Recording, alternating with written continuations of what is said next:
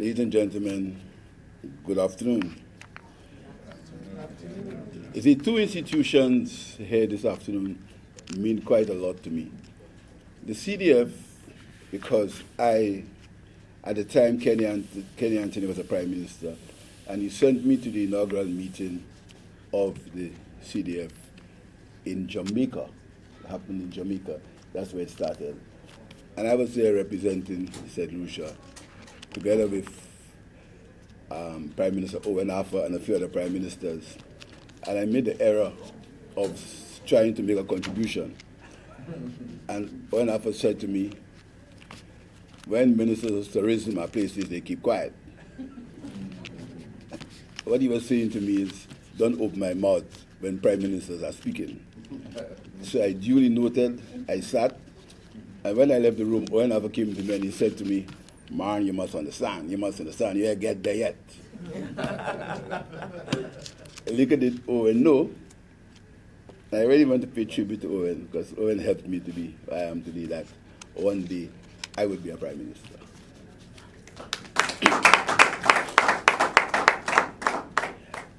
And I really hope that governments understand, regional governments, why the CDF was created, and they continue to make their contributions to the CDF.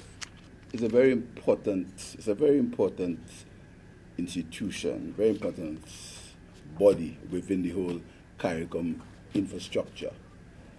And I say that not because Roddy and my friend Wayne are staff, as members of staff, but because the CDF is extremely important for disadvantaged countries and industries. We really have to understand that you need these organizations. And I make a plea to our governments to make their contributions to the CDF so the CDF can continue to do what it has to do. Also, WASCO. And when you hear the discussion in St. Lucia today, you'd believe that WASCO's problems began on the 26th of July, 2021.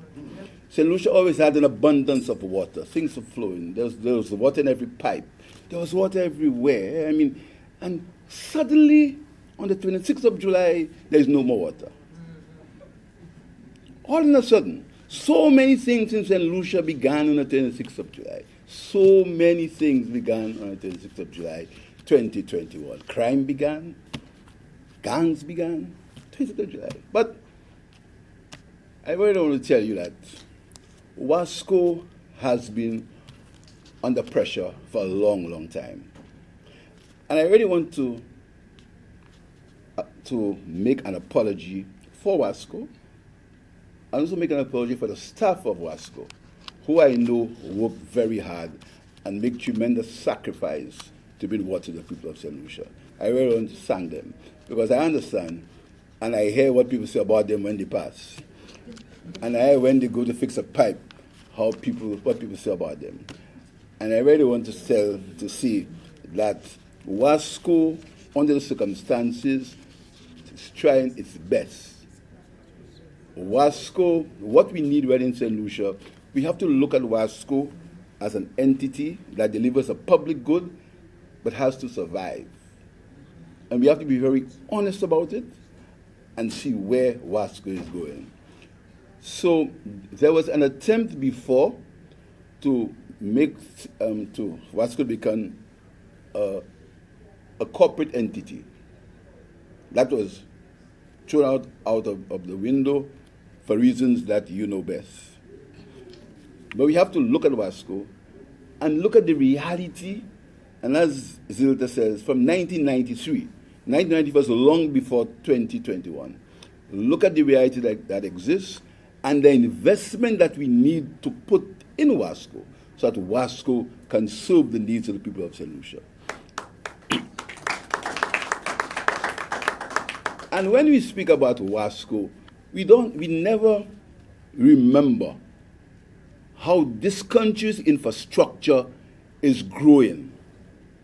Never before, and I say that without any fear or favor, never before in the history of St. Lucia have so many hotels been built at the same time. Never. Never. Right now, construction of 500 rooms at the Alia Resorts. 500 new rooms. That is just the start. Lower down the road, at Rodney Bay, at least 2 and possibly 4 hotels are going to be built. We've seen the expansion of the hotel industry. We've seen the expansion of housing. In St. Lucia today, on some weekends, you cannot buy a concrete block. You can't find it even though you want it. There's shortage of cement. We have an issue coming for stones, etc. There's a big problem in St. Lucia to get aggregate for the construction of houses. We never seem to remember that. We never seem to say that, but always say there is no water. And you don't know why there is no water? Because of Pierre.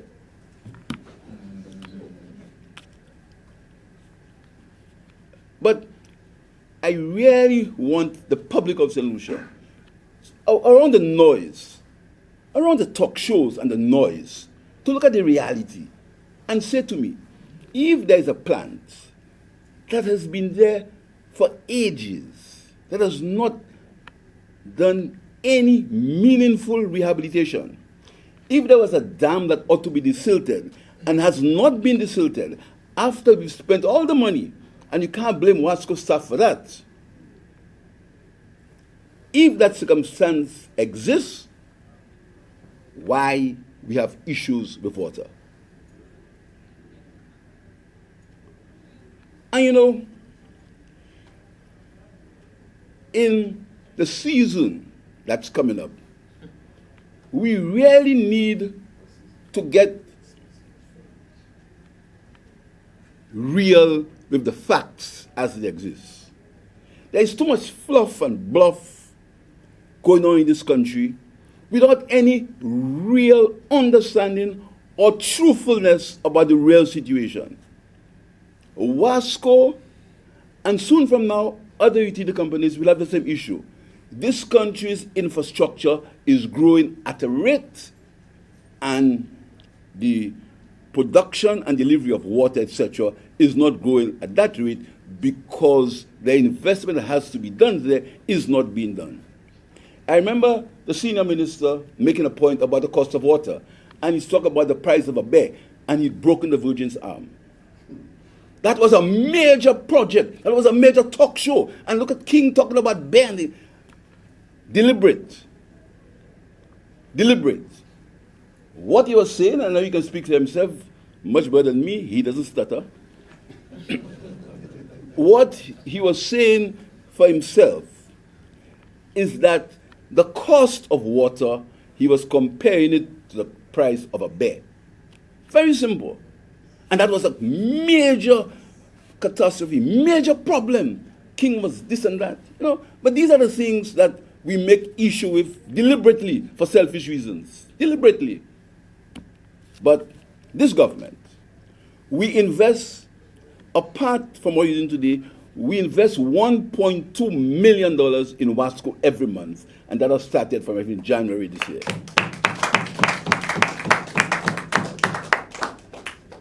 And this $1.2 million, I can inform you, comes from the CIP program. Goes into WASCO every month. But we have to play our part. You have to begin to think about water harvesting. Gallons of water come from the sky in this region every year. We have to begin to deal with water harvesting. We have to. I think the government has removed the VAT on water tanks, etc. We have to help ourselves. There are some countries in the world where you cannot build a house without a water tank. You can't. But in St. Lucia, we've taken the convenient position to blame everything that happens on the government. Very convenient. Very, very convenient. The government is not perfect. There has been no government that has been perfect. St. Lucia, nowhere in the world is a perfect country. If the world was perfect, there would have been no need for me to have to go next door for somebody becoming a member of the king's bench, because we will have no need for courts. There's never a perfect country. We pretend now that we want to live in a perfect country. We pretend that. And in our pretense, we become hypocrites, and we malign people's characters because we want to pretend that St. Lucia was a perfect country. WASCO is not perfect. WASCO has never been perfect. Of course, WASCO needs to improve. But WASCO needs to be given the resources, and that is why the $7 million investment in WASCO today, some through loan and some through grant, is extremely important for what is going forward. We have been having discussions with the Caribbean Development Bank to ensure that we get a real investment in the water supply in terms of the pipelines into the north of the country. And that is going to cost millions of dollars. And you will hear something about St. Lucia's debt. As soon as we go there, you'll hear about debt. St. Lucia's debt. This government is borrowing. This government is wait and see. As soon as you get there. No one has any alternative. Two things you can do for WASCO. To increase the capital, you have to invest, but you have to repay the debt. You have to repay it. So the government is looking, and the government has been speaking to the CDP, the Caribbean Development Bank, says CDP. We prefer when you say that. The Caribbean Development Bank, to see if we can have that investment in the water supply. So once, and we are ready to take the bold steps to change this country. We're ready to take the bold steps. So we will be approaching the Parliament in St. Lucia for a major loan to improve WASCO infrastructure. Hopefully once,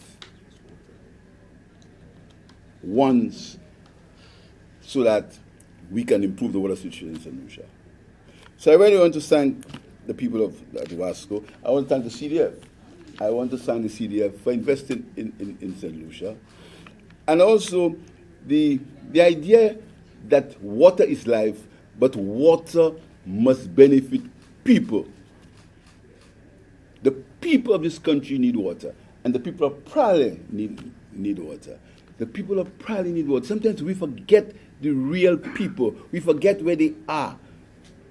And when we laugh at these little initiatives because they affect people, and because we in our own private lives don't feel it, but he who feels it most knows it. And talking about feeling most know it, the people in my constituency in a place called Bagatelle, they are being metered.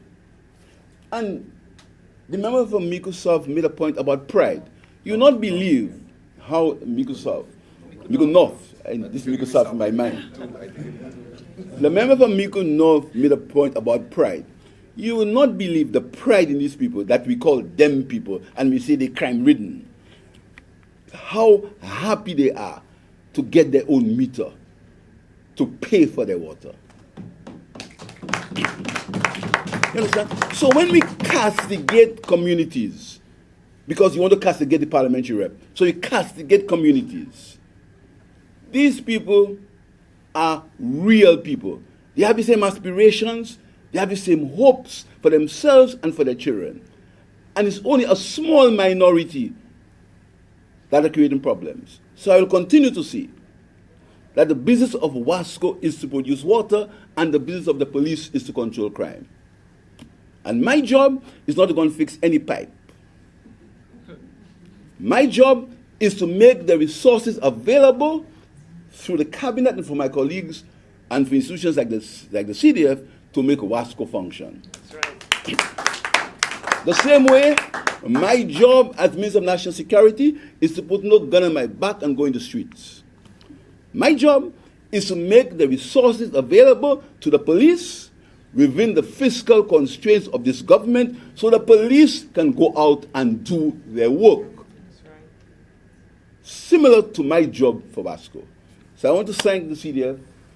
I want to thank the parliamentary rep for Mico North. And the parliamentary rep for Mico North is a persistent crier.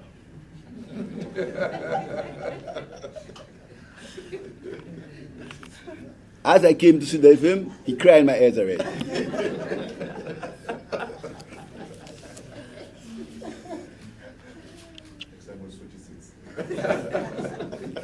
And you know, and the commitment of the members of the cabinet to the constituents is something that we must sit in a cabinet room and listen to. And when you have people who do not know us, when you have people who have their own selfish motives, say these things about us, it actually, I've learned in politics not to get hurt. So anybody who plans to hurt me, tell them change their mind. Physically, I don't know. When you see the passion with which these guys speak about their constituencies, when you hear the pleas and the cries of Jeremiah for the people of Pralia, every day our cabinet clerk lives in Pralia, and Jeremiah joins her in putting pressure on us for the Pralia situation. Roddy can tell you, I've been speaking to him about this Pralia water, because he feels it. He understands the pain of the people who live in that area when there is no water. The same way Stevenson King understands the pain of the people at Cap Estate when there is no water. We understand it. Help is on the way. I can assure you that help is on the way. It will not happen all in 1 year, but help is on the way. And we hope that when we return to open the Pralia water, the Pasias water supply, and deal with what we have to do with the T-Bus plan, we can tell you about better news in the future. So thank you very much, and have a good day.